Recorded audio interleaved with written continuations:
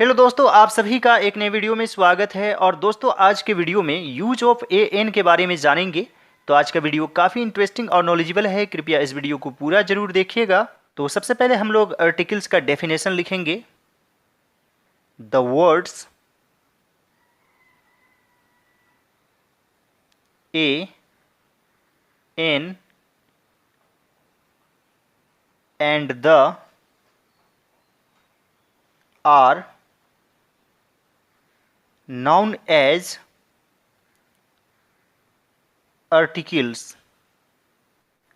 और दोस्तों, articles determiners भी होते हैं, तो यहाँ पर लिखेंगे articles are determiners.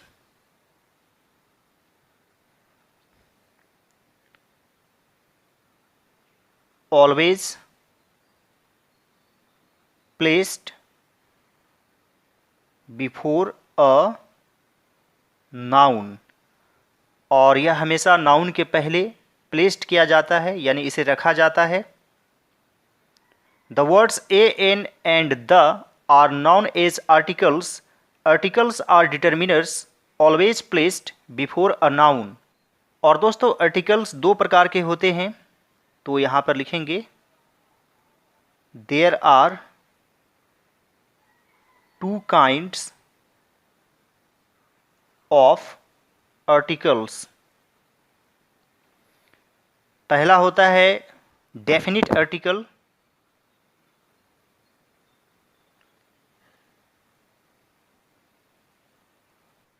Definite article के अंतर्गत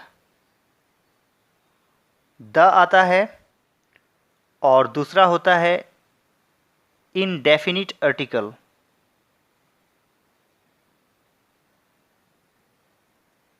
और इसके अंतर्गत ए और एन आता है।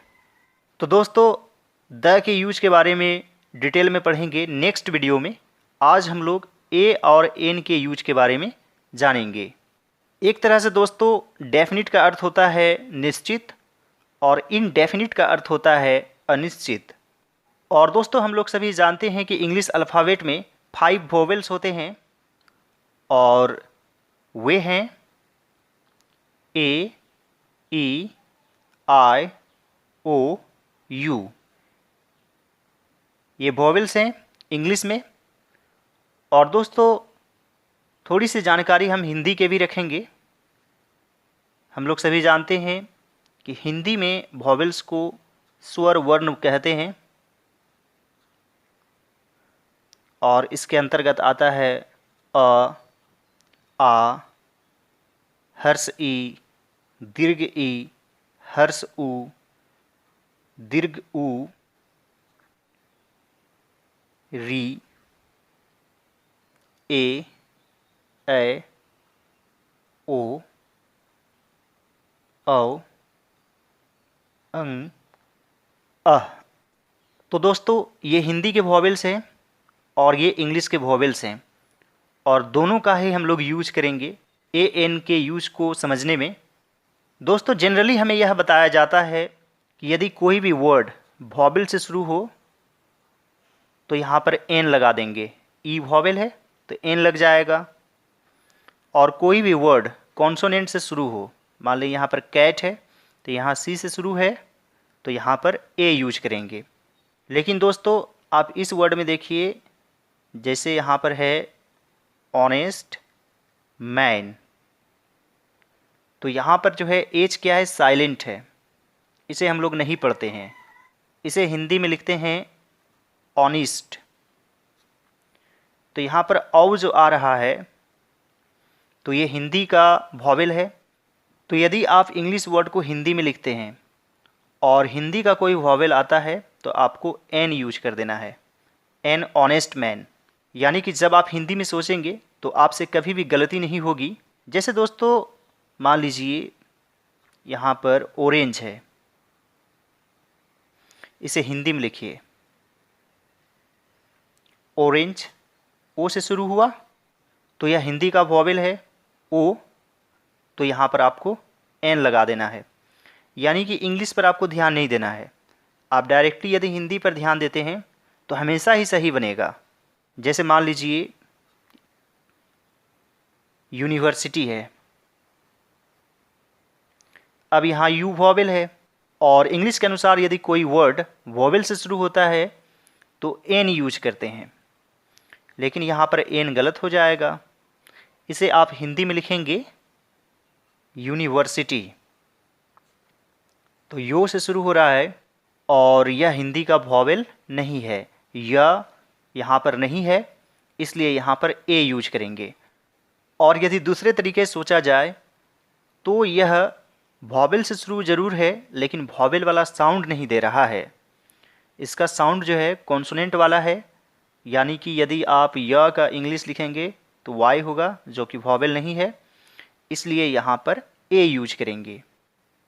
जैसे दोस्तों मान लीजिए 1 रुपी नोट, तो यहाँ पर आप देखिए कि ओ वॉवेल है, और वॉवेल से यदि कोई वर्ड शुरू होता है तो एन यूज करना चाहिए, लेकिन यहाँ पर एन यूज नहीं करेंगे, ए यूज करेंगे।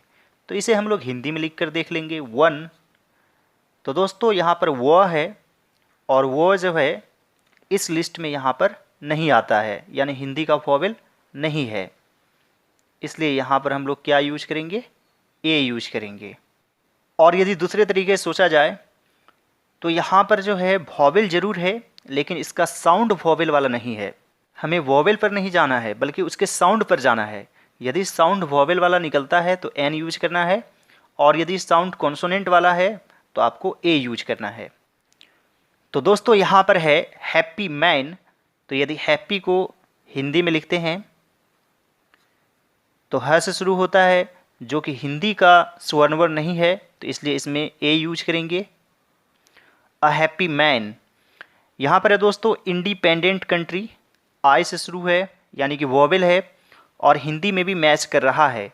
यदि आप इंडिपेंडेंट लिखेंगे तो ई से शुरू होता है हिंदी का, इसलिए यहाँ पर एन यूज करेंगे। अब दोस्तों यहाँ पर देखेंगे डैश यूनिक अपॉर्चुनिटी, एक अनोखा मौका। तो दोस्तों यदि आप यूनिक को हिंदी में लिखेंगे तो या से शुरू होता है, जो कि हिंदी का स्वर्ण वर्ण नहीं है, इसलिए यहाँ पर ए यूज करेंगे, यानी कि वॉवेल से शुरू जरूर है, लेकिन साउंड कॉन्सोनेंट वाला है।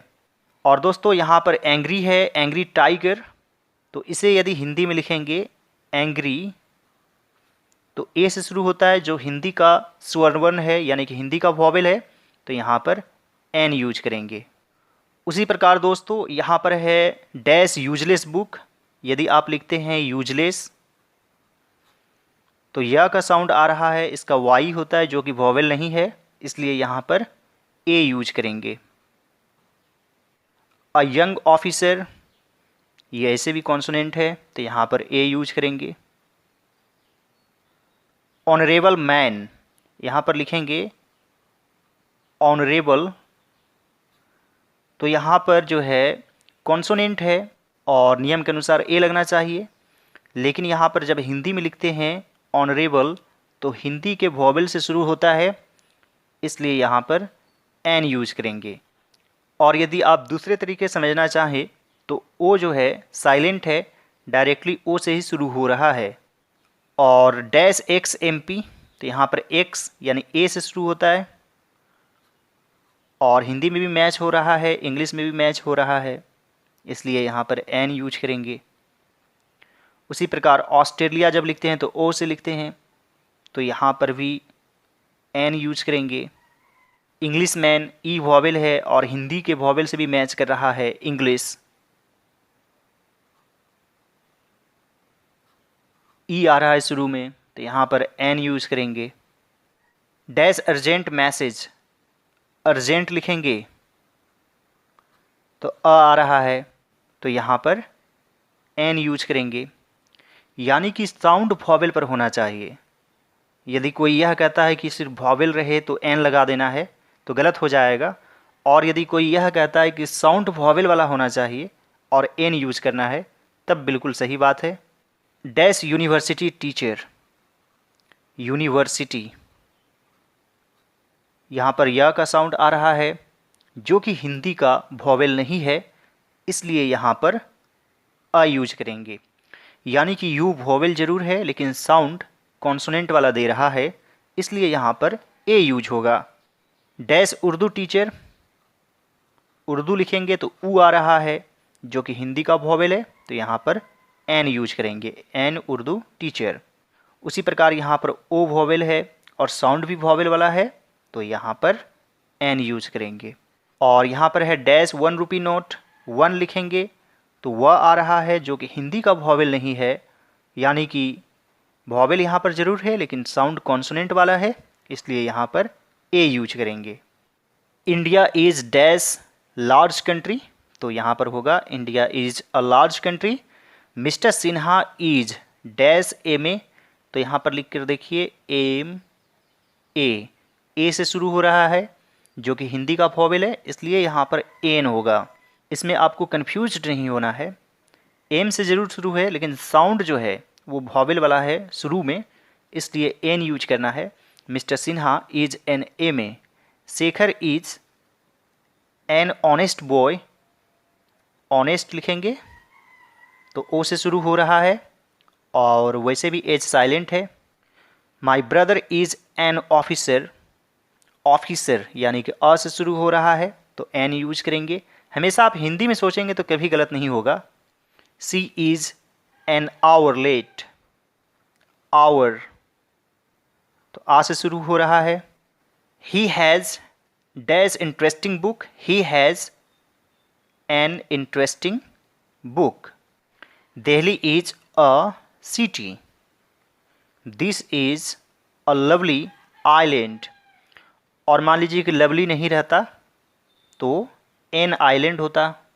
तो हमेशा जो है खाली जगह के बाद वाला जो वर्ड है उसे देखना है कि वह कॉन्सोनेंट से शुरू हो रहा है या वॉवेल से, और ये चीज़ भी देखना है कि साउंड किस तरह का है, वॉवेल वाला साउंड है या कॉन्सोनेंट वाला साउंड है।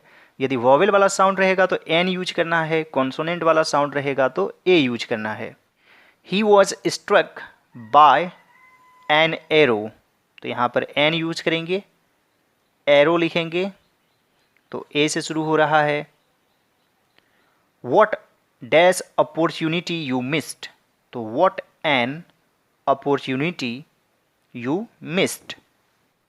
अब दोस्तों आपके लिए कुछ वर्क है, चेक योर प्रोग्रेस, यानी आपने कितना सीखा, तो आप अपना आंसर कमेंट बॉक्स में ज़रूर लिखेंगे। My brother is dash SDO, he is dash union leader, this is dash 1 act play, my father is dash MLA, she is dash typist. तो दोस्तों आप लोग अपना आंसर कमेंट बॉक्स में ज़रूर लिखेंगे।